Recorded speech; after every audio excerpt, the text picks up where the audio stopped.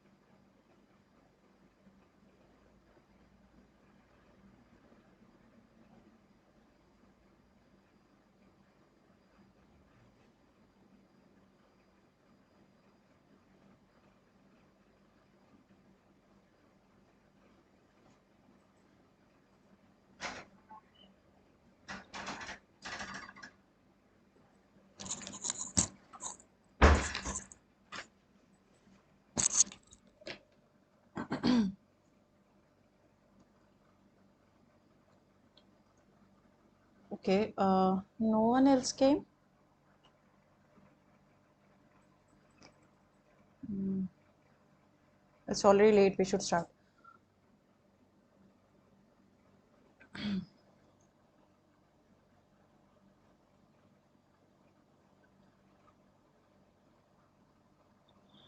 So, with the first question, which statement is true for convection heat transfer coefficient in natural convection and forced convection? Like, which of the heat transfer coefficient, whether natural convection or forced convection, is greater? So, based on the four options, which of you, like, which one is true, you think? Anyone?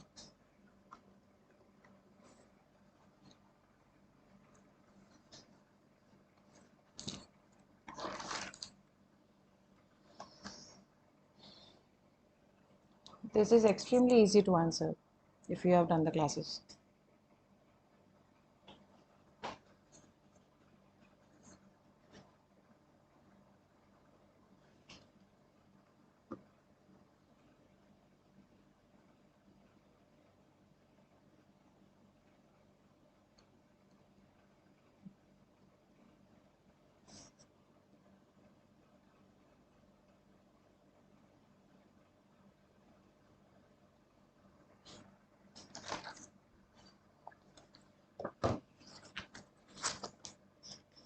Hello, anyone who wants to answer?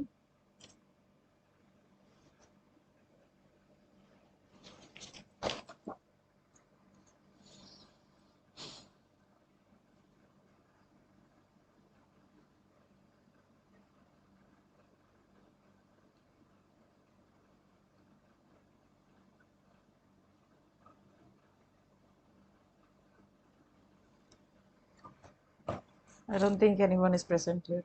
Okay, so for this, the answer will be A, obviously. Not C, it will be A. So, convective heat transfer coefficient in both natural and forced convection are the same.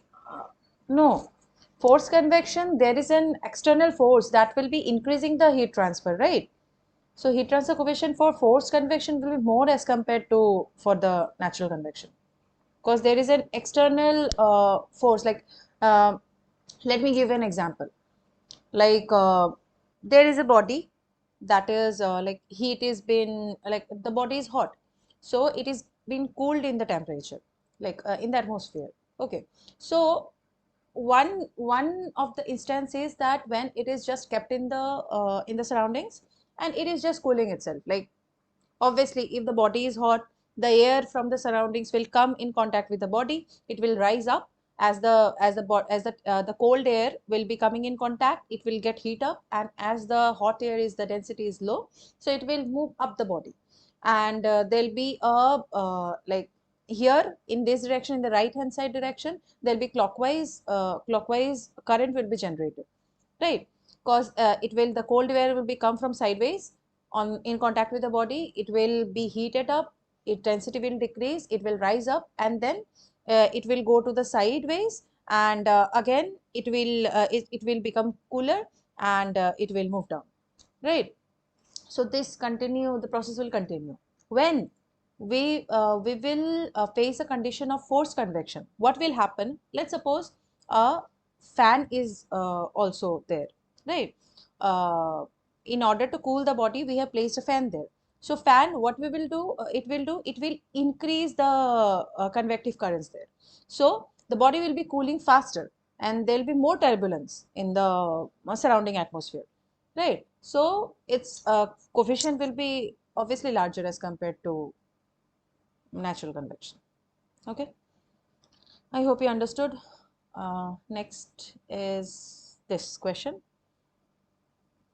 I hope the question is visible. So for the question number 2, for Prandtl number greater than unity, choose the correct statement. Which of the following statements is true? So for that, first of all, we need to understand what is the Prandtl number, what the Prandtl number defines.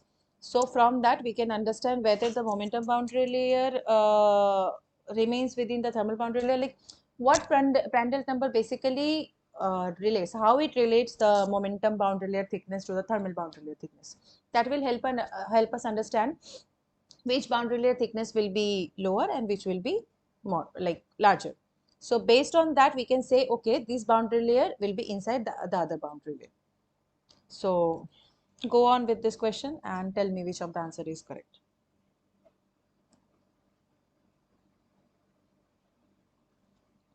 Anyone? If you have any doubt, you are not able to understand anything, do tell me.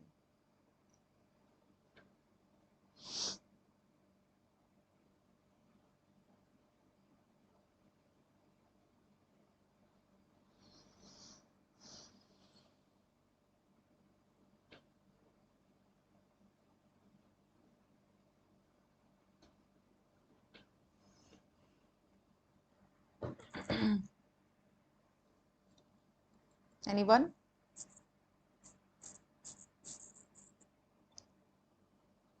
What happened to the others today? I don't understand why only two people are there. If you have any contact with the others, do tell them that attendance matters. So if they won't be attending the class, then their marks will be surely decreasing. Right. So do tell them to answer, like be on the class. Yeah, it will be. So how come it will be B? Let us get a look on that.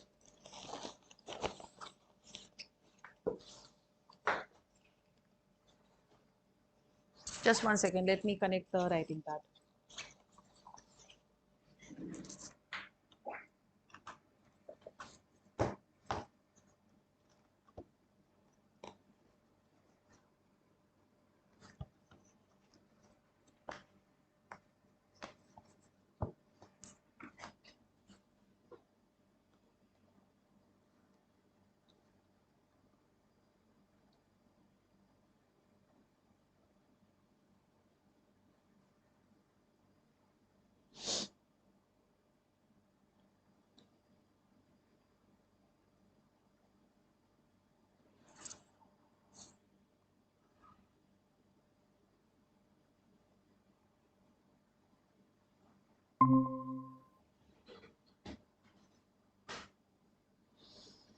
Okay.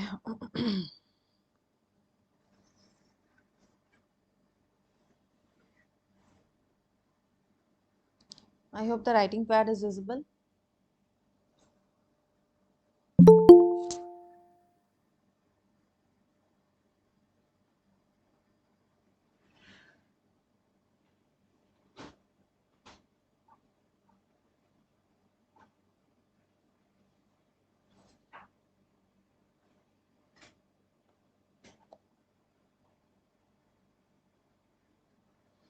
Okay.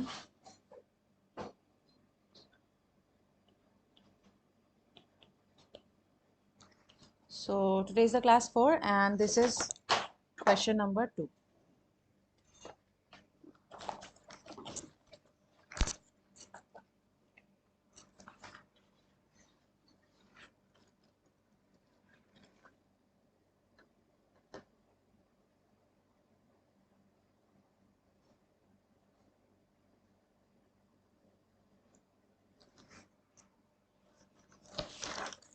Someone joined, let me mark their attendance.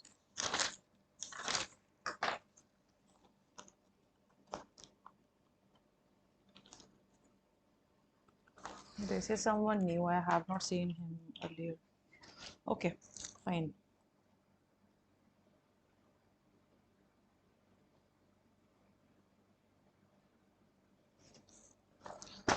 So Prandtl number is basically what? It is basically mCp upon K. We already have learned about this. So if we write it as m upon rho and K upon rho Cp, this will become as nu, that is the momentum diffusivity, and alpha, that is the thermal diffusivity, right? And we also know that sir have already taught you in the class that momentum boundary layer thickness upon thermal boundary layer thickness is Prandtl number to the power 1 upon 3. This is standard formula. So Prandtl number obviously is greater than 1, right? So delta here in this case. So if Prandtl number is greater than 1, so delta upon delta t is greater than 1. And if delta upon delta t is greater than 1, delta is greater than delta t. That is momentum boundary layer thickness is greater than the thermal boundary layer thickness. That means the momentum boundary layer remains within the thermal boundary layer for the first option. No, this is wrong. So the second option, that is the thermal boundary layer, remains within the momentum boundary layer. That is, if this is the boundary layers, this will be the momentum boundary layer. Not visible. Just 1 second.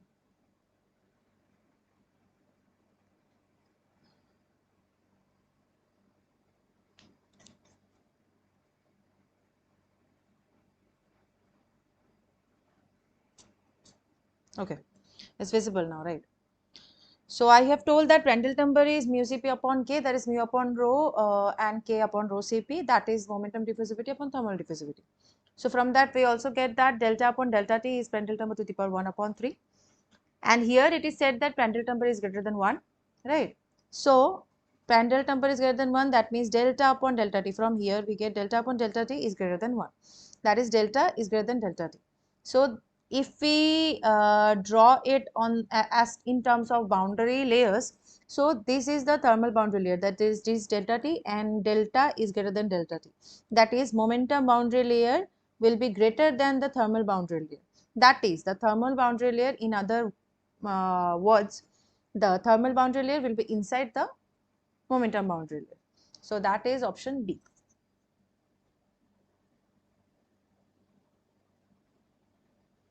Right? Okay. Anyone is having any doubt? Okay, let's proceed to the next question. Just 1 second. Yeah. So for the next question, mark the system where the heat transfer is occurring by forced convection.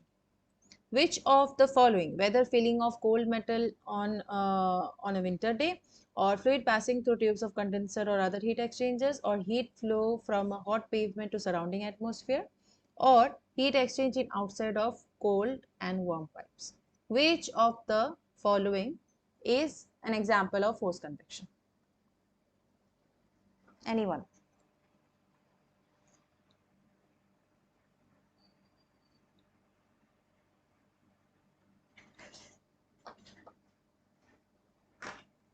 Anyone who can answer?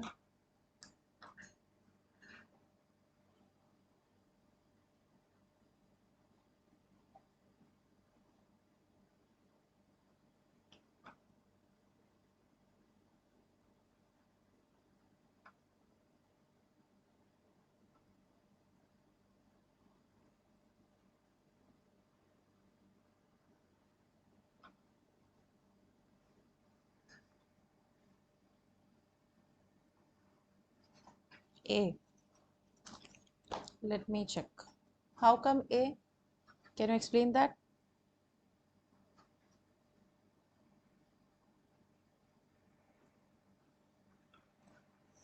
If you can explain, then I'll take it as A. Just explain me how it is A.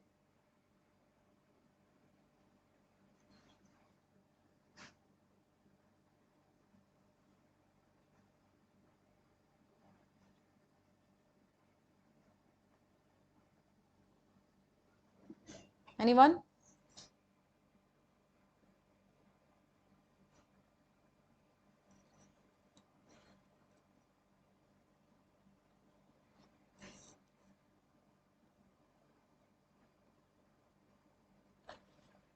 I'll give you 2 minutes to answer this.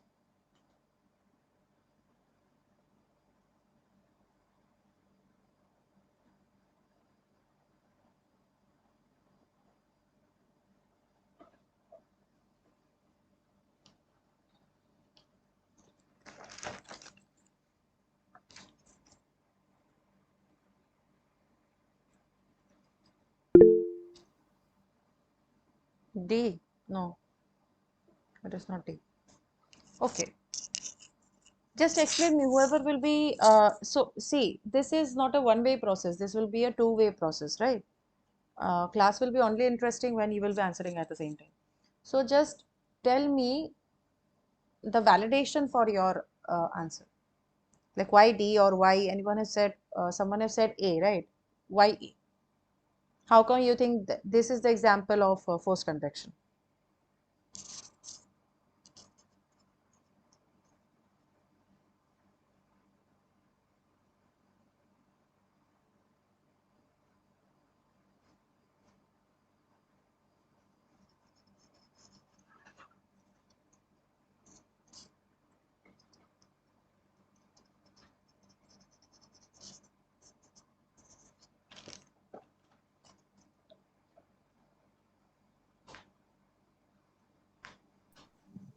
Ma'am, from A, we understand this process cannot happen naturally. How come? A cold metal on a winter day, right? It is already cold, so I don't think there'll be any heat transfer there. And if also, is there any external force that is involved in this example? Like a cold metal just escape on the atmosphere. I've already said an example like that, right? So is there any external force involved in cooling of that or whatever, cooling or heating? Depends on the temperature of the metal and the surroundings, obviously. So what do you think?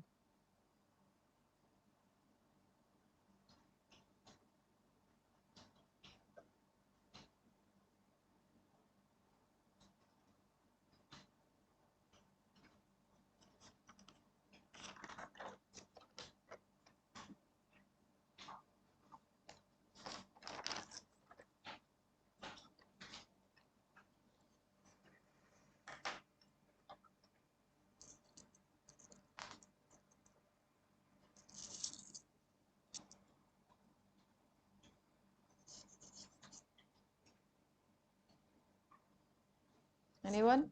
Gaurav, what do you think? Is it still a forced or natural?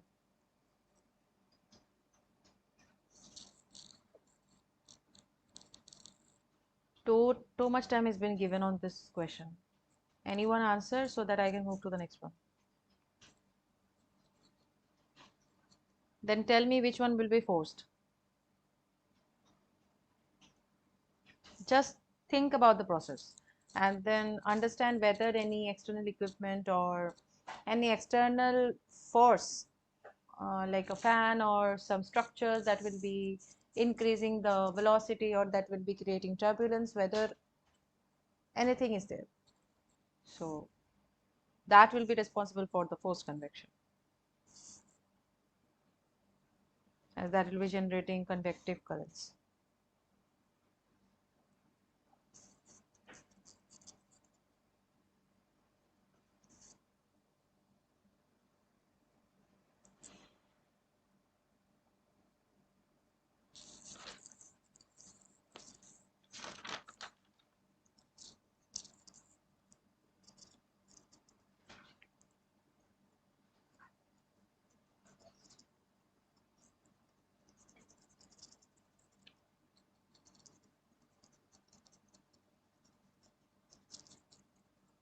Yeah, option B. So for giving a bit details of that, I want to explain you a bit of things. Like that will be out of the context, but it is related to thermodynamics. If you have taken the course, then you will understand some of it. Otherwise, let me introduce you to the refrigeration cycle. So from that, we will understand how this fluid passing through the condenser is a forced convection. I'll give you just a bit of details, like not much. So a refrigeration cycle, I hope you have heard about Carnot cycle. If not, then let me tell you. So, uh, okay, let us suppose if we plot PV curve Then let us plot TS curve. I hope you have heard about entropy, right? So if we plot TS curve, that is temperature versus entropy curve, then this is liquid whose entropy will be less, and this is gas, right, whose entropy will be more. So in case of a refrigeration cycle, first if we will draw the refrigeration cycle, then it will be easier for you to understand. So here there is a condenser, here there is a compressor, here there is a evaporator, and then here there is a expansion valve, right? So this is the cycle. So if we draw PV curve, then it will be like this. I won't give you much details about this, but there are four processes that is happening here: A, B, C, and D. Okay. So first, this A and B will be at higher temperature T1, and this C and D will be at lower temperature T2. So it will be, this is Carnot cycle basically if we will go in this direction, but here we are going in this direction as it is refrigeration cycle. So this is isotherm, as constant temperature is being maintained here, and this is adiabatic. C to B is adiabatic process. And adiabatic process means this is constant like heat. How should I say? There will be no heat in and out of the process. Okay. So this is adiabatic process, and this is isotherm process. This is adiabatic. This is just the reverse of Carnot cycle. If you have not learned, you will learn this in the course of thermodynamics. Okay. So I'll give you just a brief of this. So from there, if we draw this, so let us start with point C. Okay. So here the C, this is B, and this is A, and this is D. So this is a temperature T2, this is a temperature T1, this is a temperature T1, this is a temperature T2. Okay, so first of all, what is happening in a refrigerator? You can see there are pipes outside the refrigerator, and there are pipes like tubes basically inside the refrigerator. So what is happening? The gas that is passing inside of the refrigerator, we basically what we need, the objects that are placed inside the refrigerator, we need to cool that. Okay, so for cooling that, we need to exchange heat there. Okay, so first the gas that is inside the refrigerator, we will suck it out, and we will like uh, uh, uh, bring it out first, and then what we will do, we will compress the gas. Compress the gas. Why we will compress the gas? To raise the temperature from T2, from point C to point B. Like, let me take some other pen. So from this point to this point, from C to point B. So we will compress this. So what will happen? The temperature of the gas will rise. Why we are rising the temperature basically? So that more of the heat can be exchanged with the surroundings, and more heat can be extracted from inside of the refrigerator. Okay, so we are raising the temperature of the gas, and at the same time, from point B to point A, what we are doing, we are just condensing it. Why? When there is phase change, that the latent heat of vaporization or latent heat of condensation, there is maximum heat that is being transferred in and out of the system. Okay, so when we are condensing the gas, here we are getting liquid. Okay, and this is transferring with the surroundings. That is, if a coolant is being flowed from here to here, let us suppose a coolant is being flowed. So what will do, that gas is temperature is rise na, so we want to decrease the temperature, so coolant will be flowing and that coolant will take away the heat from the refrigerant gas. This is the refrigerant gas, okay, that is passing from here. Then it will come out, this is point A, that is point A here. And then what we will do, here it is liquid and it is expanded through the expansion valve. So as it is expanded, its temperature will decrease. Obviously we know that here it is a mixture, it is a liquid, and when it is expanded, its volume increases. But it is a mixture, here it is a what is happening, it is a mixture of liquid and gas. That is, it was liquid, when we have expanded it, it became a mixture of liquid and gas. Why we have done this? Basically we need to later on transfer it through the compressor, right? So we don't want to give any load to the compressor, so we want all of the liquid that was here at this point, at point A, to be converted to gas, so that there is no liquid being entrained onto the compressor, so that all of the thing that is thing that is being passed onto the compressor is only on gaseous state. Okay. Otherwise, if it is in liquid state, it will corrode the compressor. That's why what we are doing, we are expanding it so that it becomes a mixture of liquid and gas. And then it is passed to the evaporator. Again, latent heat of vaporization. Latent heat of vaporization, what is happening? From the objects in the surroundings, or here, the objects that are kept in the freezer, this has been passed over there, and as it is evaporator, the liquid temperature is like it is a combination of liquid and gas, we need to rise its temperature. So what is happening, it is taking heat from these objects inside the refrigerator, and as it is taking heat, its temperature will rise again, and then the same thing process happens, everything is gas here at point C, and then it is again passed to the compressor.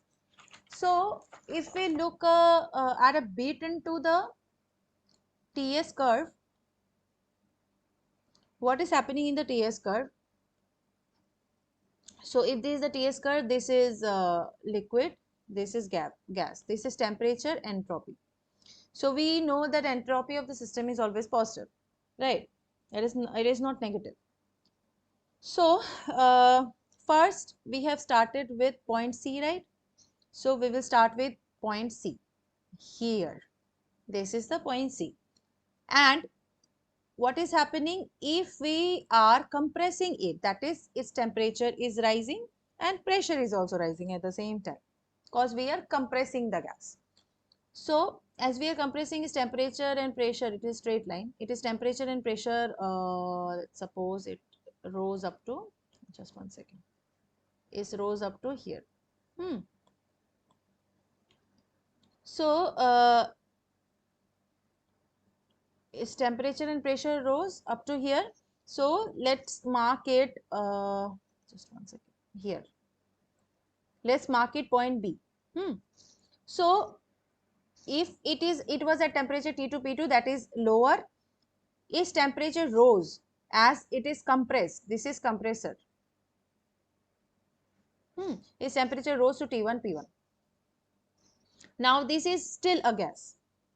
It's just temperature is increased now. Now it will be passed to the condenser, right? So it is passed to the condenser. So now it is a isobaric process, as pressure here is remaining constant. That is, pressure is still the same. Okay, and here phase change is happening, from gas it is now converting to liquid, as here it is liquid, right? So this is point A, and this is obviously the condenser. Now from here again it is moving to point D. What was point D? Point D was the expansion valve, that is, we are letting it to expand. So if you are letting to expand, its pressure will decrease and its temperature will also decrease. Then again it is evaporator, it is passed through evaporator where it is taking away heat, and here it is expulsion of heat takes place, right?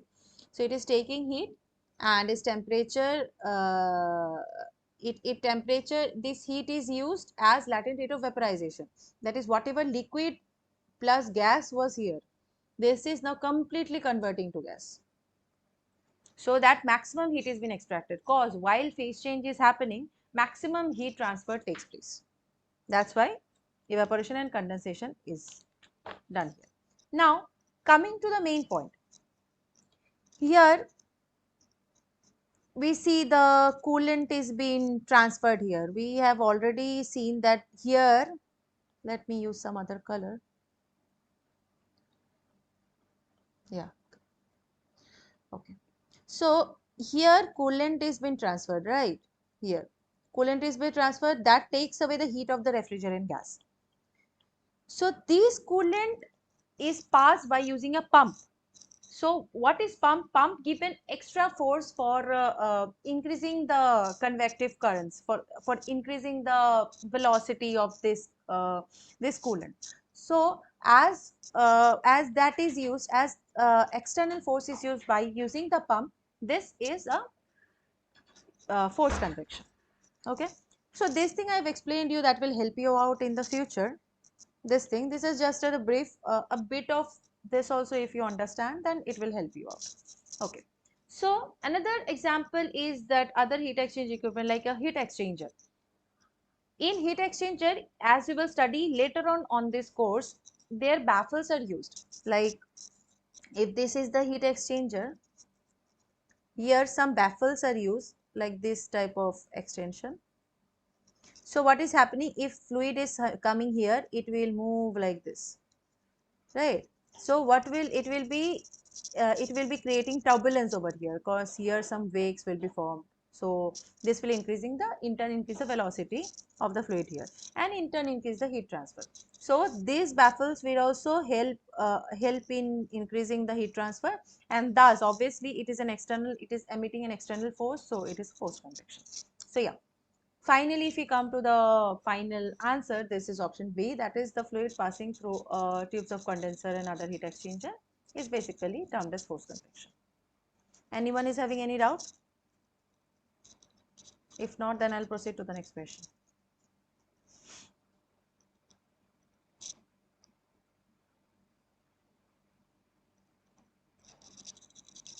Anyone?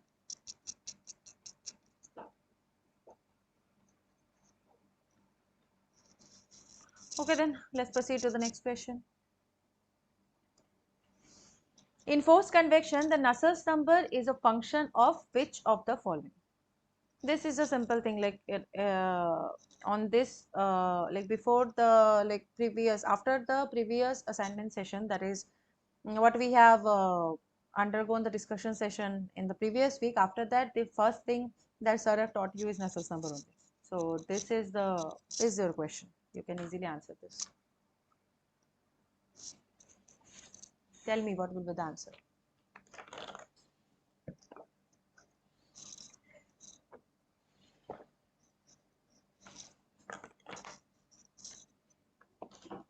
Anyone?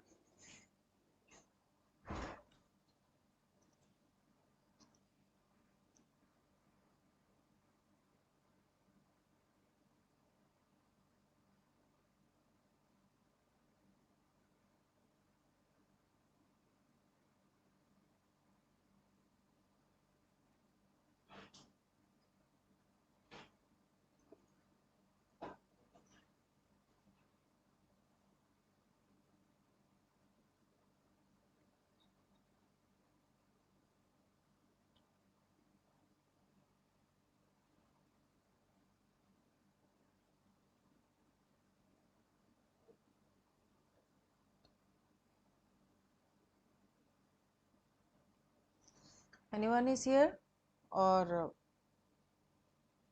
you are just present but absent? I don't know.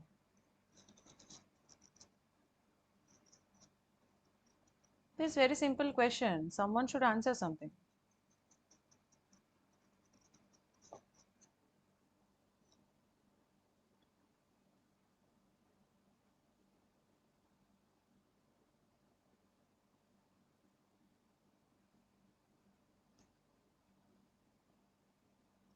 There is really of no point if this is one-way process.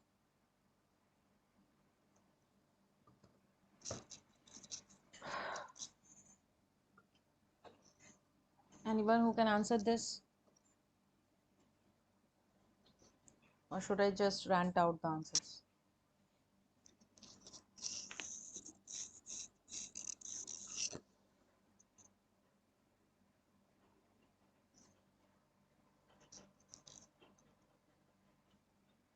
Okay, let me answer this as usual. Okay. Nusselt's number is a function of Reynolds number and Prandtl number. How? So for flow over a flat plate, sir, I've already told. So this is Nusselt's number is hx upon k is 0.332, Reynolds number to the power half, and Prandtl number to the power 1/3. This is laminar, and Nusselt's number is equal to hx upon k 0.0296, Reynolds number to the power 0.8, Prandtl number to the power 1/3. This is turbulent.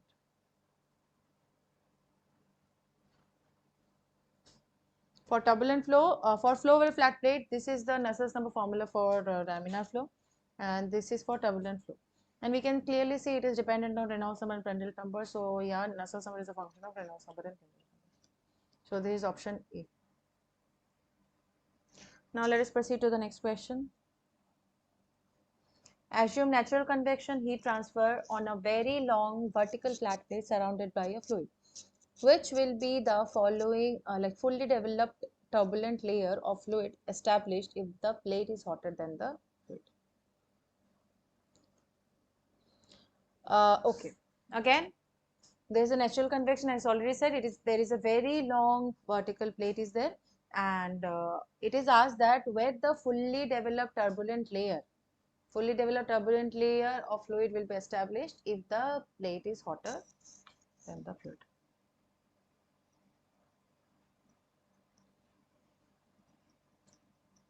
Anyone who knows about the answer, kindly unmute and answer the question.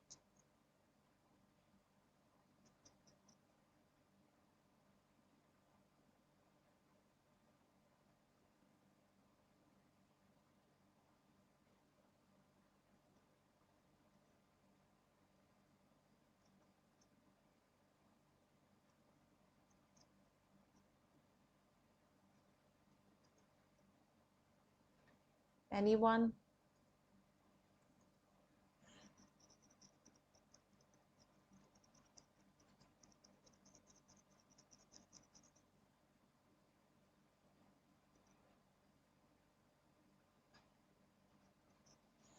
Toshar, Gaurav, Sharif, anyone who knows the answer? A. Mm, yeah. Okay. So someone has given the answer. I don't know where the others are. So let's suppose this is the hot plate. So obviously, as I've already said, this surface is hot, right? So the cold air have higher density. So if the cold air have higher density, this will come like this, the cold air. If the cold air will come like this, it will come in the surface, it will move up. As it will come in the surface, it will get hot. And if it gets hot, it density will decrease and it will rise up. And as it will rise up, it will then again move away from the surface and again cool down, and again it will move down as the density will increase when it cools down. So this process will continue. So when boundary layer develops here, So the boundary layer, we know that this will be the laminar at front, and at the back it will be turbulent, right? So obviously it will be at the top. So answer is A. Next question is a problem. Uh, so it is a link question between 6 and 7. A spherical vessel that is used as a reactor for producing pharmaceuticals has 5 mm thick stainless steel wall of thermal conductivity 17 watt per meter Kelvin and an inner diameter di of 1 meter. During production, the vessel is filled with reactants for which density is 1100 kg per meter cube and thermal like specific heat is 2400 joule per Kelvin kg. While the exothermic reaction release energy at the volumetric rate of that is, it is the heat of generation, right? The flux of generation, that is 10 to the power 4 watt per meter cube. It is a flux of generation, that is it is per unit volume. The generation, the heat generated per unit volume. Okay, not flux. The heat generated per unit volume, as it is per unit of like per uh, volume, per unit volume. Okay, so as first approximation, the reactants may be assumed to be well stirred and the thermal capacitance of the vessel may be neglected. So with this sentence, we'll proceed to the first question. So for the question number 6, we have some hint of thermal condition within the reactor. But before that, let us understand what the question is. The exterior surface of the vessel is exposed to ambient air. Ambient temperature is given, for which the convection coefficient, that is heat transfer coefficient, is 6 watt per meter square Kelvin, may be assumed. If the initial temperature, so heat transfer coefficient is given, the ambient temperature is given. If the initial temperature of the reactant is 25 degrees Celsius, initial temperature of the reactant is 25 degrees Celsius, choose the closest value of temperature of the reactant after 5 hours of the process. So we have transient thermal condition within the reactor, that is the temperature equation is given where A and B are also given, and V is the inside volume Vi. Here in the above equation where A and B is given, there V is the inside volume. Okay, now I hope you can solve this question. If you are having any doubt, like first for the first part of this question, this is the main question, this is the first part. So for the first part, we just need to choose the closest value of temperature of the reactant after 5 hours of the process time. Initial temperature is given, surrounding temperature is given, and also the heat transfer coefficient is given. And also thermal conductivity is given for the material inside, and the internal diameter given as 1 meter, and the heat of generation is given 10 to the power 4 per unit volume. And the density is given, the reactant density is given as 1100 kg per meter cube, 1100 kg per meter cube, and the specific heat is also given as 2400 joule per kg Kelvin. These are just the specifications, you can check that later. So we need to now find out for the first question, what will be the temperature of the reactants just after 5 hours of the process time. These are the equations that you can use. And if I have to toggle between the first slide, that is the combined slide for question number 6 and 7, and the question number 6 slide, do tell me. Now I have only kept question number 6 on the viewpoint. I am giving 5 minutes for solving this. Do tell me if anyone have solved.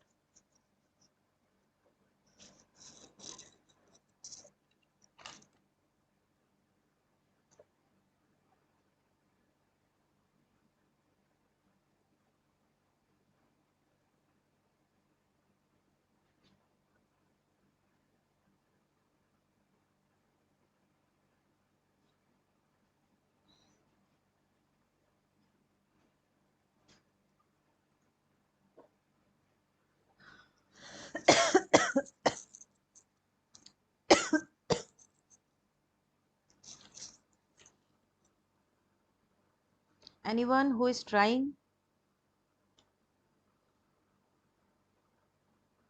One has already left, I don't know. Okay, others, Tushar and Sharif, have anyone you have tried this really simple question? If you are having any doubt, in order to understand the question, you can ask me.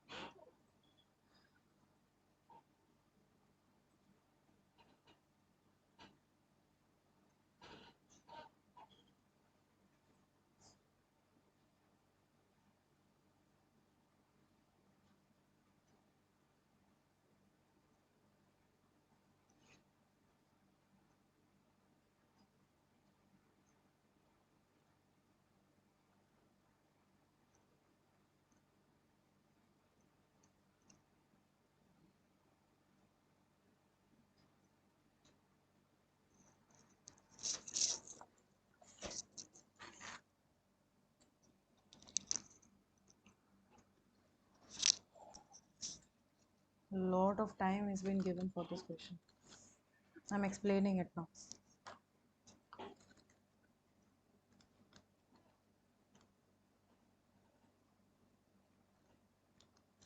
Okay, we'll quickly explain this and then proceed to the next question.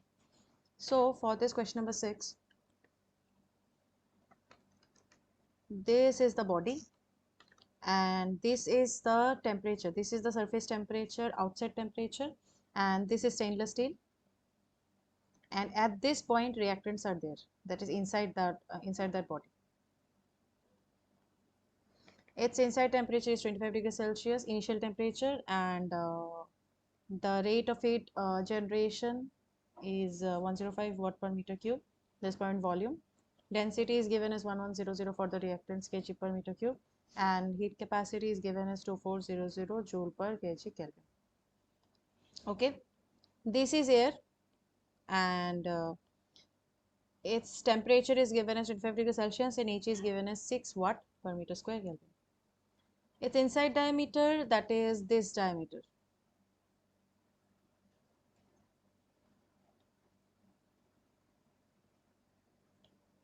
This diameter is given as 1 meter, and the outside diameter, that is this diameter, this whole diameter is given as 1.1 meter. So there are two resistances, right? One is this provided by stainless steel, that is conduction resistance, and another is this is conduction resistance, this is convection resistance. Convection resistance is provided by the from the surface to the atmosphere, right? So if this is convection, this is T infinite, and this is TSO, there's outer temperature, and this is inside temperature T. Here heat is being transferred. If we follow the equation of transient thermal condition, that is already given here, right? So T is equal to T infinite plus B upon A 1 minus exponential minus AT. So if we follow this, here A is given and B is also given. So boundary conditions will be, first one, Ti minus T infinite is equal to 0 at T is equal to 0, right? If we put the in this equation. And next one is T is equal to T infinite plus B by A 1 minus exponential minus AT. So this is at T is equal to T. Okay, and A is given as UA upon rho VC, and B is given as energy generated rho VC. So this is this per unit volume, this will be Q dot, as heat generated per unit volume. This is already given. Now UA is the overall heat transfer coefficient and the surface area.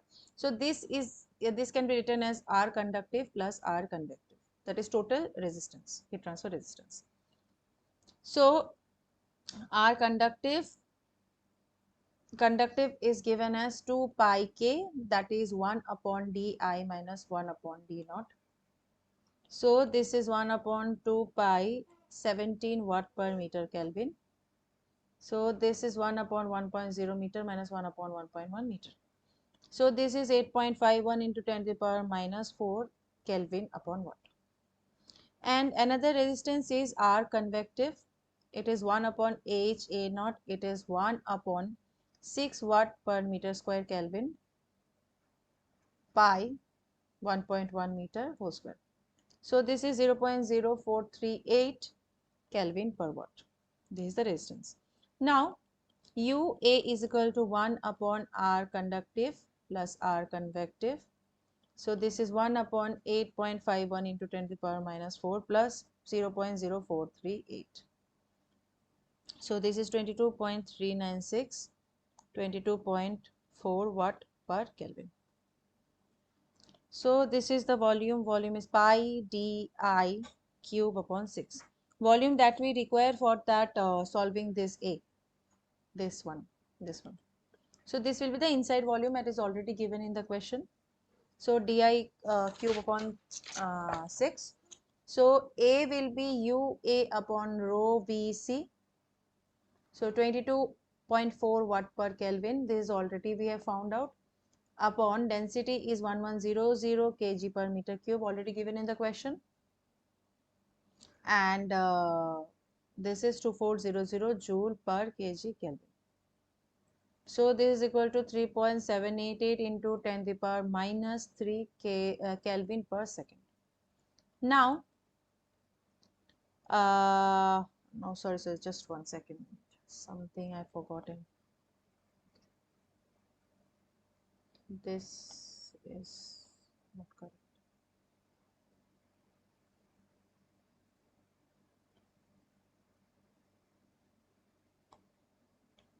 Okay, this is 1100 kg per meter cube into pi inside diameter square, cause this is for the heat generated inside the tube, right? For inside the tube we are finding out. So like after 5 hours of processing time, what will be the temperature? So that's why we are using internal diameter here. Okay, so 2400 joule per kg Kelvin. What is this? This is the heat capacity. So this comes out to be 1.62 in 0 into 10 to the power minus 5 second inverse. Now B will come out to be Q dot upon rho C. This is 10 to the power 4 watt per meter cube. 1100 kg per meter cube into 2400 joule per kg Kelvin. This came out to be 3.788 into 10 to the power minus 3 Kelvin per second. Now, B upon A ratio we need for solving the equation that is given in the question, right? It is already provided. So, B by A is 3.788 into 10 to the power minus 3 upon 1.62 into 10 to the power minus 5. So, this came out to be 233.8 degrees Celsius. So, time we need is 5 hours for 5 hours of processing time. So, that is equal to 18,000 seconds. So, the main equation that is given in the question is T infinite. T infinite is 25 degrees Celsius.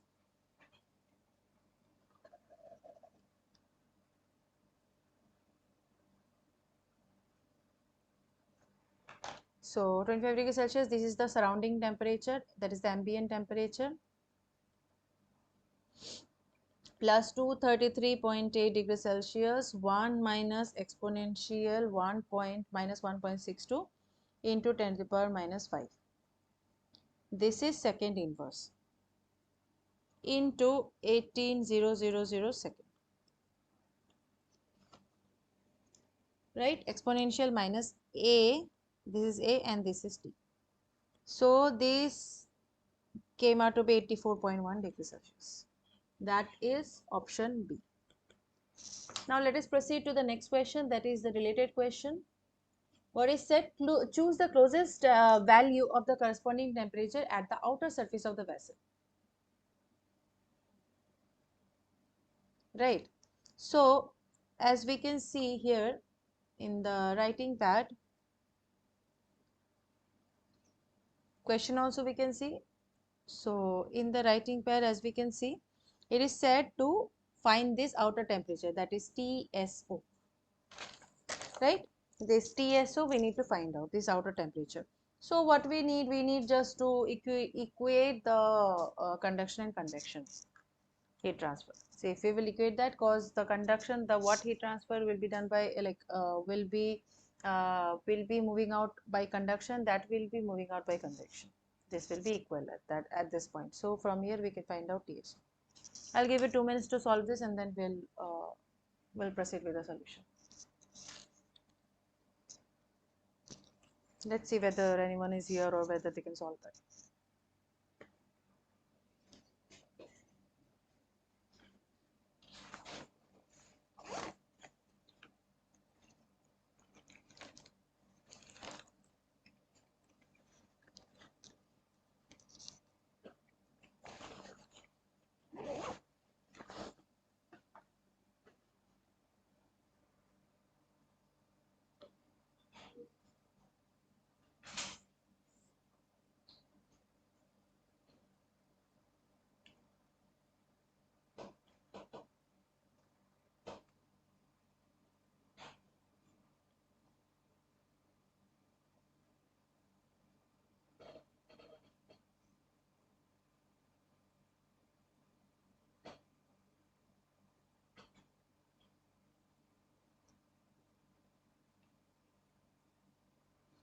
Anyone who can answer me the this is very easy, right? You have already done that in the previous class.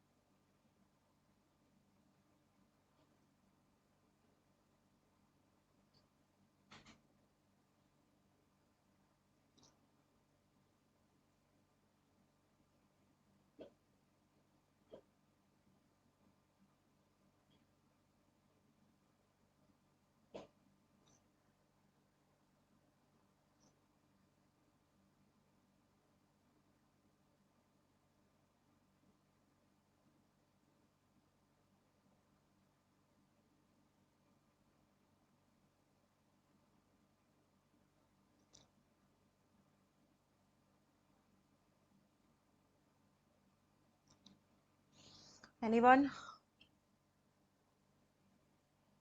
We have many more questions to solve. What happened to you people today? No one is answering.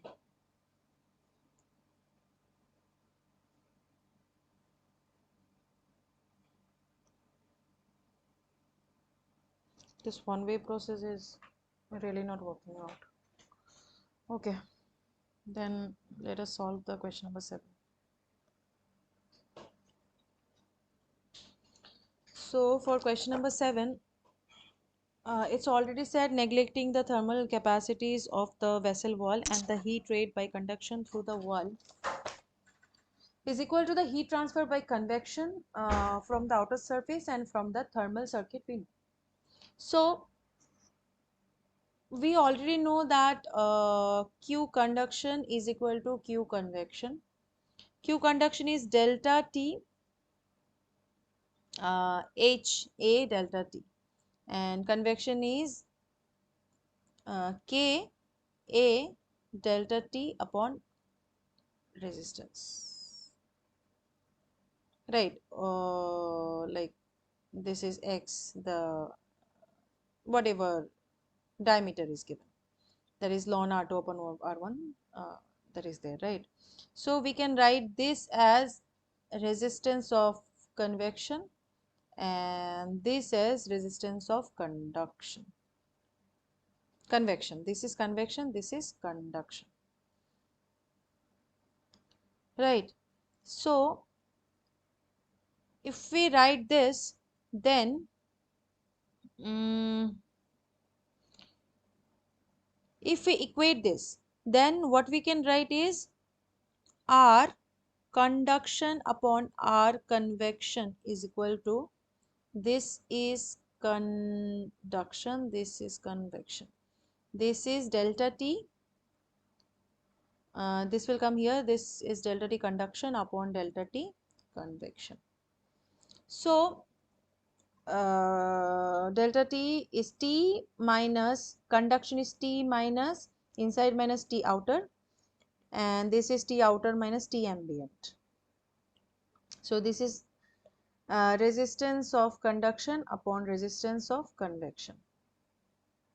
So this is 8.51 into 10 to the power minus 4 Kelvin per watt, and this is 0.0438 Kelvin per watt. This is the resistance that we already found out earlier, right, in the previous A part. So this is 0.0194.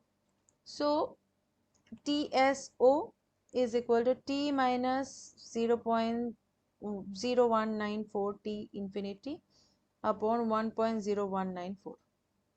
So this comes out to be 84.1 degrees Celsius plus 0.0194 25 degrees Celsius upon 1.0194 is equal to 83 degrees Celsius. So this is option A. Now let us proceed to question number 8.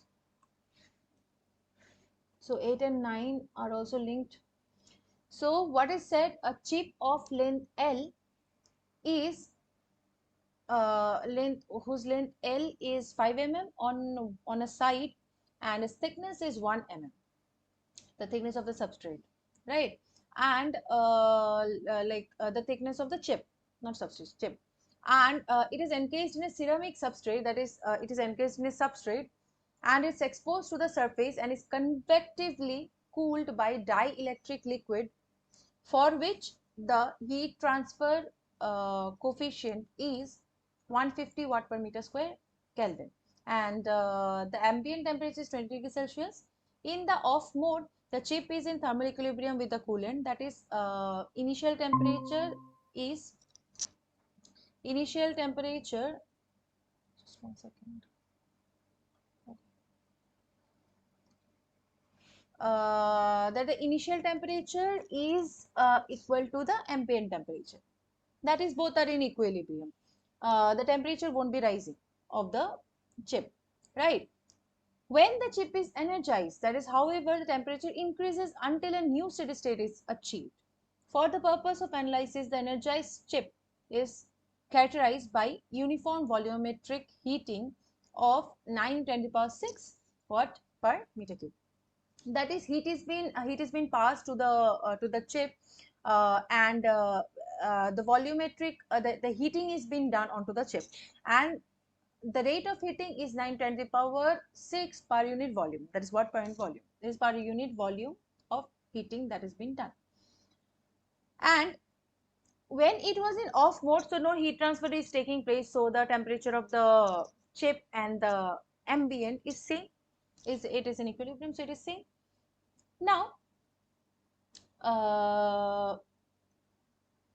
the heat transfer coefficient is given, and it said that when it is heated up, the heat is being transferred from the surface to the surroundings, so there will be new equilibrium being achieved. So what is that is asked in the question? So let us proceed to question number 8. It is asked that assuming an infinite contact resistance between the chip and the substrate, that is, assuming the between the chip and substrate there is insulated surface and negligible conduction resistance within the chip, and choose the closest value, the steady state chip temperature, that is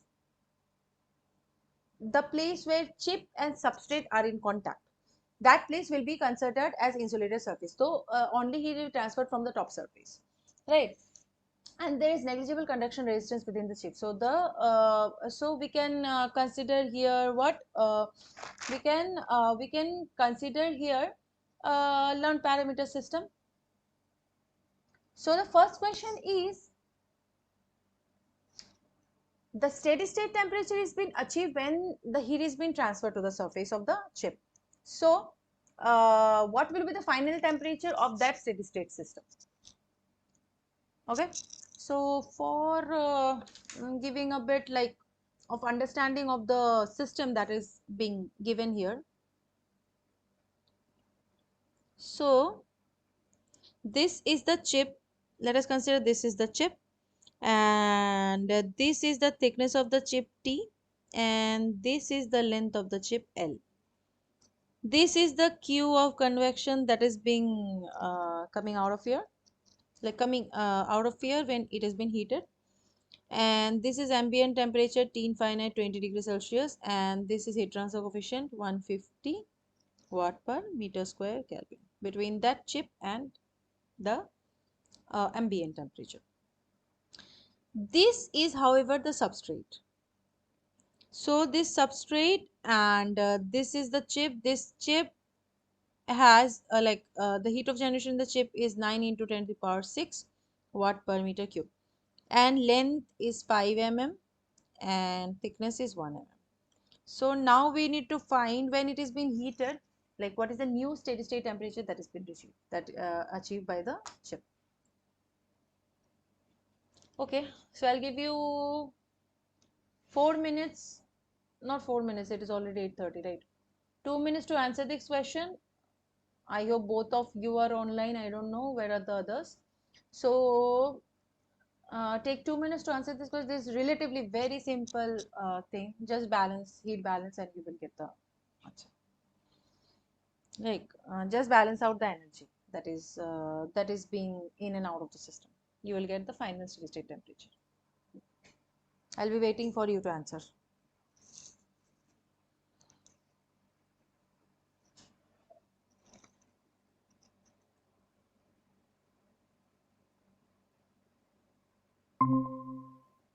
Okay, sorry, my network connection just went off.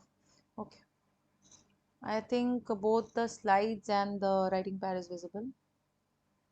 The writing pad is though not visible to me. I'll share that again.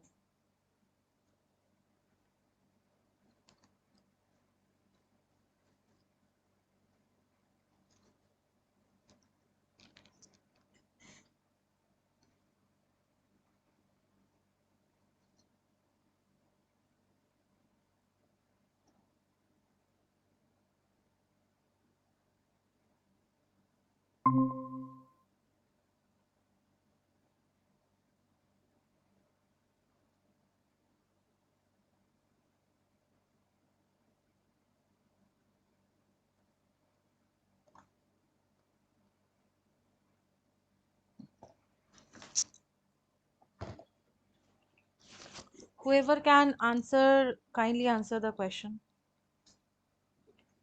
If you will be concentrating on this class, then you will be easily be able to solve the assignment question, and also the final, like you will be having exams, right? Final exams. It will be helping you out. And if you won't pay attention on this problem solving sessions, then there is no one who is going to help you, because this is being curated just for helping you out. This assignment solving questions, and we are here for you only. So you have to pay attention to the classes. And for that, this is a two-way street. So if you will interact with me with the questions that I am presenting to you, at that time only I can help you out. Otherwise, not. So take 2 minutes and answer this question.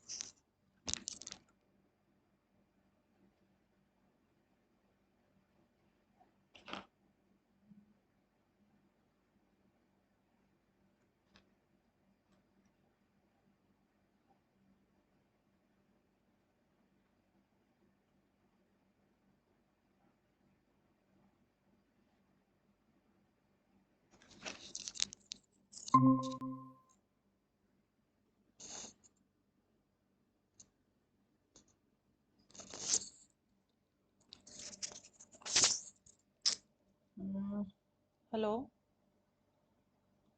Yes, am I audible? Okay. Let me share the screen. I was like because of the network connection, I was out of the system.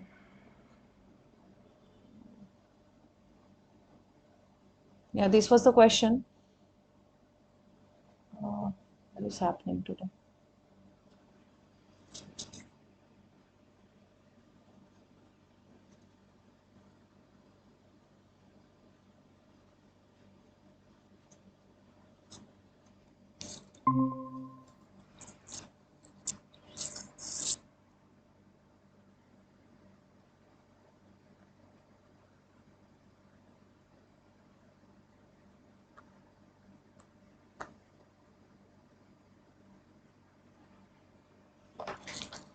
Okay, then I hope the question is visible. I don't know whether the other person have left.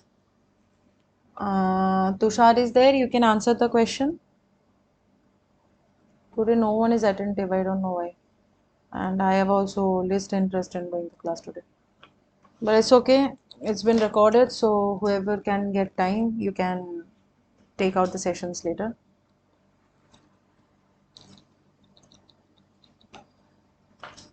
Let me solve this because we have more question to review too. So, first of all, I hope the writing pad is visible. Just 1 second.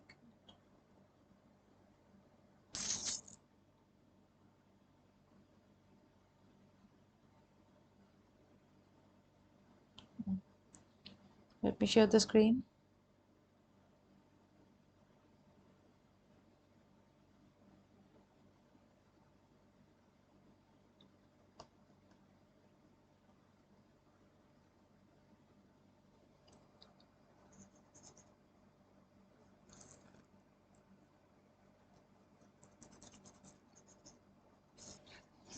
Okay, so we need to find out first the steady state temperature, final steady state temperature after when the heat is being, like the chip is being heated.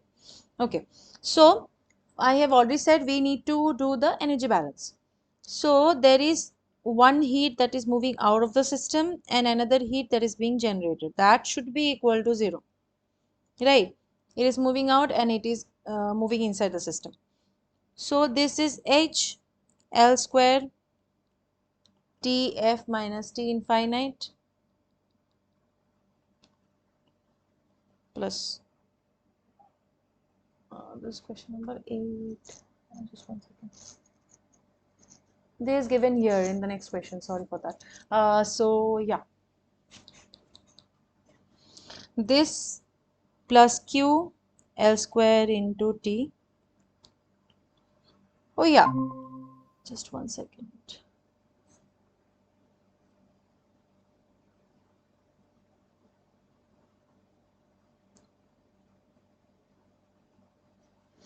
So if we will find out what the heat that is being moved out of the system.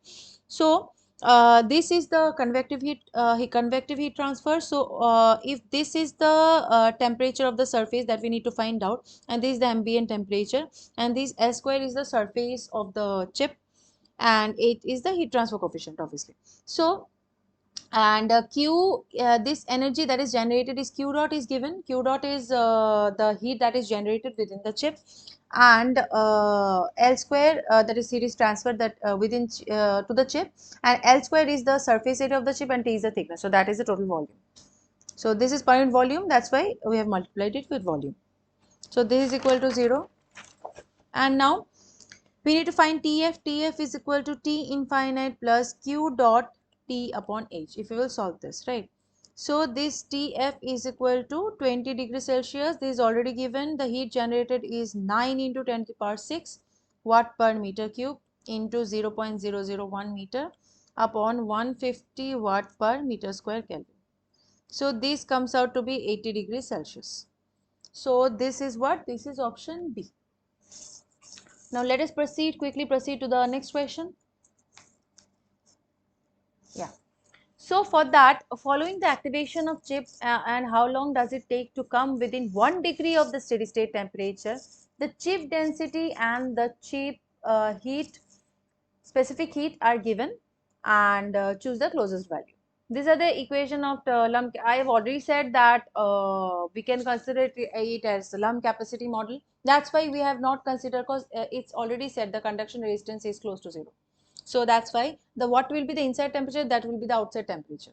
That's what will be the lower this the temperature at this point, that will be the temperature at this point, right?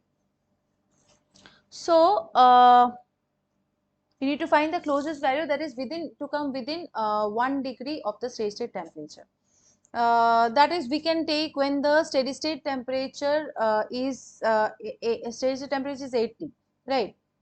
So we need to find when the temperature is 79 degrees Celsius, that is within 1 degree of the steady state temperature. Because the temperature cannot exceed 80, that's why within 1 degree of it, that is, it can be only less than 80, so that is 79 degrees Celsius. So after when it attains 80, it cannot change temperature any further. So the lump for general lump capacitance analysis, this equation that is given already, we can use that. And the here exponential minus at is t minus t infinity minus b upon a upon ti minus that initial temperature minus t infinity minus b minus a. It is already given, right? A and b is also given, so you just have to put the values and find it. I'll give you 2 minutes to solve this. I hope now anyone can answer. I'm just coming in 1 minute. You solve this and get back to me.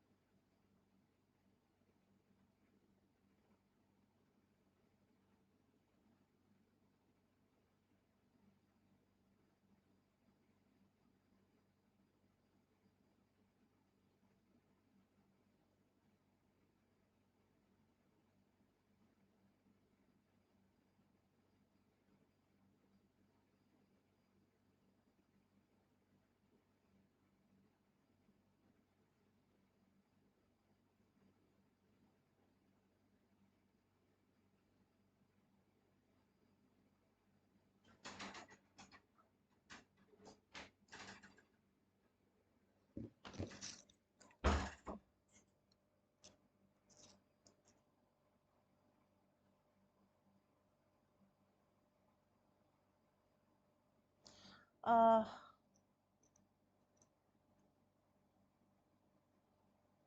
okay, fine. No problem. Next class you attend the classes, and for this class you just check on the recorded video that will be uploading in the YouTube. Okay, let us solve this then.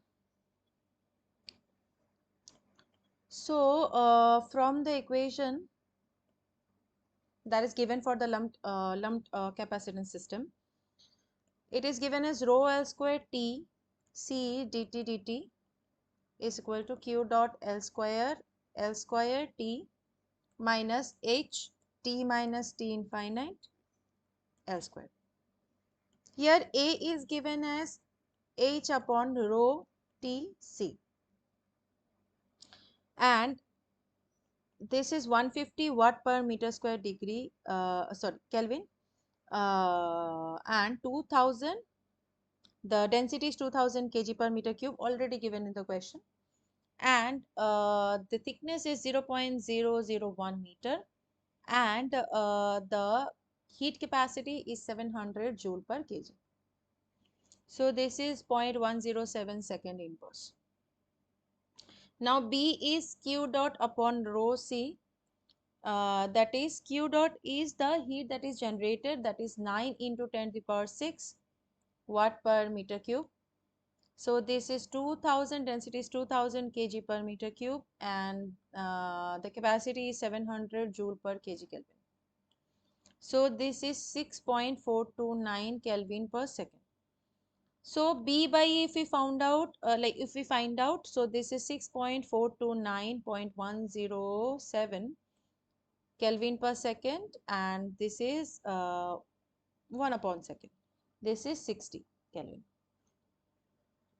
Again, exponential minus AT is equal to T minus T infinity minus B by A upon Ti minus T infinity minus B by A. So this is 79 minus 20 minus 60 Kelvin upon 20 minus 20 minus 60 Kelvin. Because initial temperature is also 20, right? So this is 0.01667. 0.01667. So if we put this exponential minus AT is equal to 0.01617. Sorry, 1667. Okay. So minus AT is equal to ln of 0.01667. So this become as minus 4.094.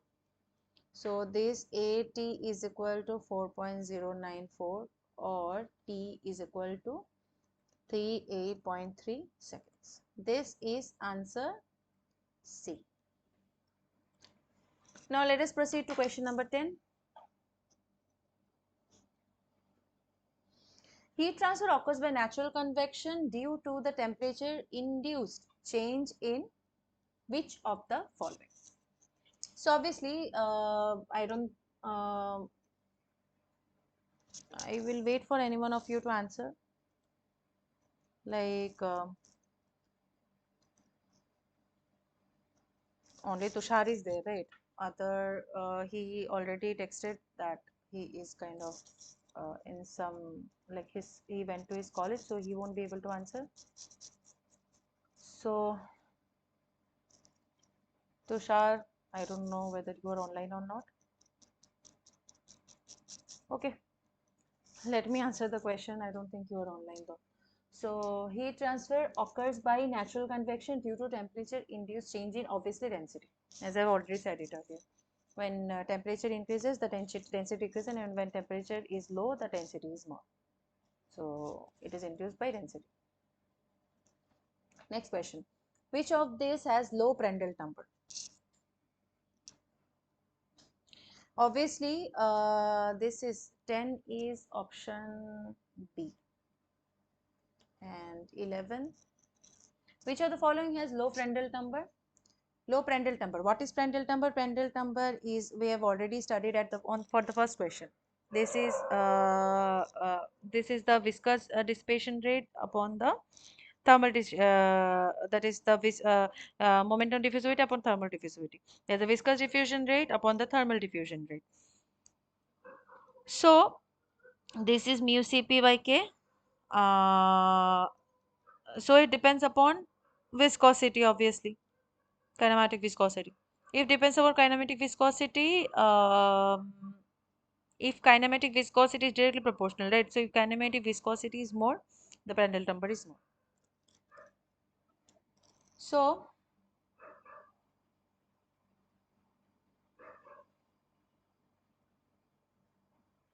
and if thermal conductivity, and if we depend upon the thermal conductivity, if thermal conductivity is more, the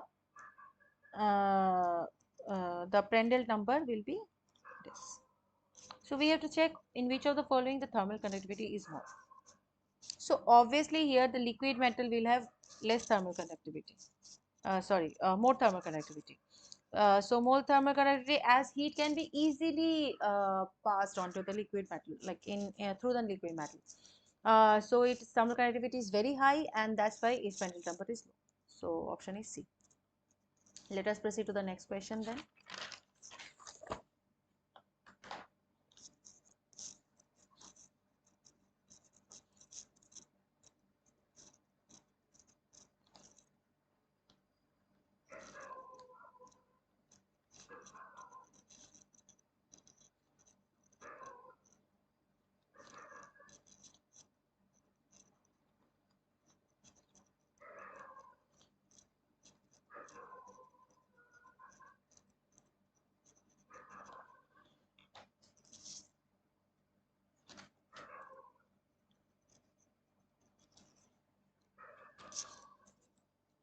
So this is question number 12. A carbon steel shaft of 0.1 meter diameter are treated in a gas-fired furnace whose gases are at 1200 Kelvin and provide a convective heat transfer coefficient of 100 watt per meter square Kelvin. If the shaft enters a furnace at 300 Kelvin, how long must in seconds they remain in the furnace to achieve a center line temperature of 800 Kelvin? There is nothing to explain. It's a relatively simple question. So density, thermal conductivity, specific heat, and thermal diffusivity is given. Uh, the characteristic length of the shaft can be assumed to be the ratio of volume to surface area. Choose the closest option. How long will it take for the furnace to to achieve the center line temperature of 800 degrees Celsius?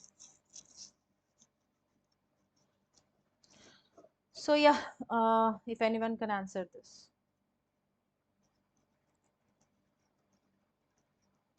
I'll wait for 2 minutes. I don't think so anyone will answer, but Tushar is present in the meeting, so I hope he will answer. Or if he is present here, then otherwise we will solve it.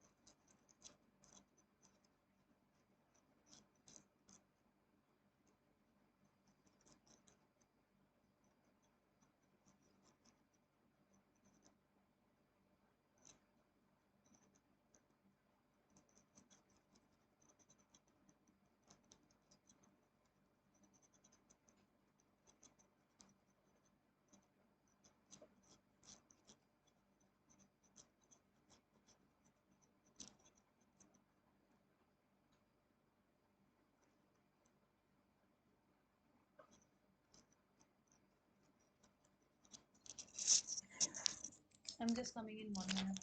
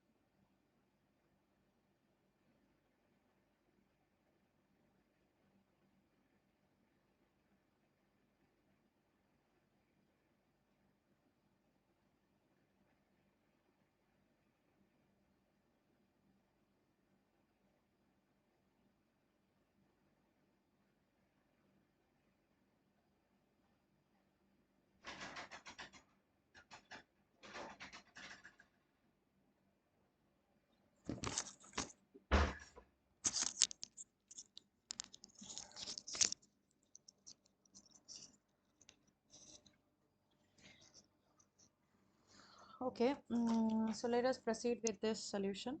So I've already said we'll consider this as Biot number. So Biot number is equal to H upon R by H R by 2 upon K. So this is 100 watt per meter square Kelvin. This is 0.05 meter upon 2 upon K. K is 51.2 watt per meter Kelvin. This is 0.0488 Biot number. So obviously we can consider this as a lumped parameter model. It is applicable. So Tt minus T infinite, Ti minus T infinite. This is exponential minus HAS upon rho V CPT. So is equal to exponential this if we find out V upon A is for cylinder. This is a cylinder, so this will be R by 2, that is D by 4. So we can write this as minus H for rho d Cp t. So T minus T infinite upon Ti minus T infinite is equal to 800 minus 1200 upon 300 minus 1200. This is 0.444. This is equal to exponential minus 4 into 100 into 7832 into zero point 0.1 into 541 into t. If we solve this, we get t is equal to 860 seconds. So this is answer B. Now let us proceed to the next question. It is already 9. We'll take 10 more minutes for solving the rest of the two. I think the last question I'll skip today because it's already 9 and no one is present to in the meeting itself. So if it would have been an interacting session, though, I would have taken 10-15 more minutes, but I think I'll stop here today. So consider turbulent force convection in a circular tube. The heat flux will be higher near the inlet and decreases gradually to the fully developed well. What will be the answer?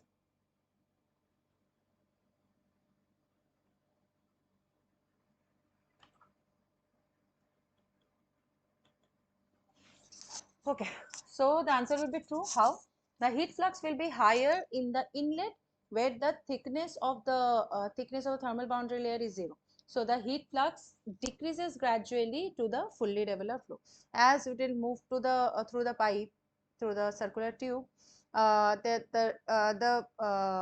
thermal boundary layer will increase, right? Thermal boundary layer, as the thermal boundary layer will increase along with the velocity boundary layer. So the heat flux decreases gradually to the that is thermal boundary layer will be like this, right? It will increase.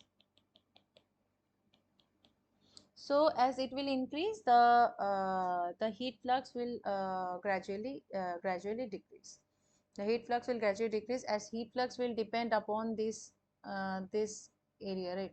So as this area will only from this area the heat flux will the heat flux will as in this area it will decrease. So the overall heat flux will decrease when the fully developed flow will approach the fully developed flow. So that's why, yeah, option A is true.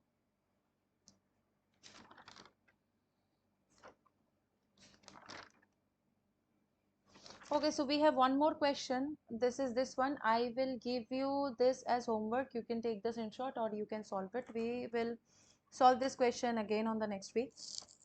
So as no one is present, I hope you people will check out the recorded section. I'll upload it in the YouTube. So you will get the YouTube link and you will visit the channel and you can check this recording. And once you check the recording, this is the question that I'll keep as homework.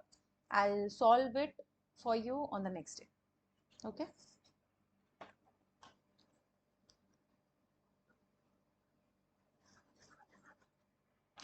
Okay then. So let me end the session here.